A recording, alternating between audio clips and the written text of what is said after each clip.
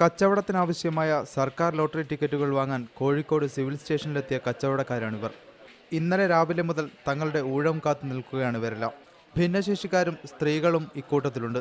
2 ദിവസം 3 ദിവസം ഇവിടെ വന്ന് കെട്ടിക്കിടന്നിട്ട് ടിക്കറ്റ് കിട്ടുള്ളൂ എന്ന് പറഞ്ഞാൽ പിന്നെ അങ്ങനെ കുടുംബം പോറ്റുക. രാവിലെ മുതൽ വൈകുന്നേരം ഇവിടെ വന്ന് നിൽക്കുക. ഇന്നില്ല നാളെ വന്നോളൂ എന്ന് പറയുക. വൈകിട്ട് നാളെ വരുമ്പോൾ പിന്നെ ഉച്ചവരെ ഒന്ന് ടിക്കറ്റ് വാങ്ങുക. അപ്പോൾ 2 ദിവസം കച്ചവടം പോയി. അപ്പോൾ ആഴ്ച ഒരു 2-3 ദിവസമേ കച്ചവടം ചെയ്യാൻ പറ്റുള്ളൂ. ആ അവസ്ഥ മാറിക്കിട്ടണം. ആവശ്യക്കാർ വർദ്ധിക്കുന്നതിനനുസരിച്ച് വിതരണം വർദ്ധിപ്പിക്കാനുള്ള സംവിധാനം സർക്കാർ ഒരുക്കാത്തതാണ് പ്രതിസന്ധിക്ക് കാരണമെന്ന് ജില്ലാ ലോട്ടറി ഉദ്യോഗസ്ഥർ പറയുന്നു.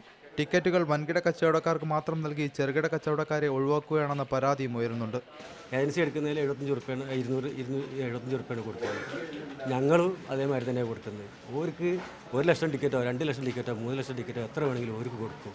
ഞങ്ങൾക്ക് 250 ടിക്കറ്റ് ചോദിച്ചാൽ പോലും ഞങ്ങൾക്ക് തരില്ല.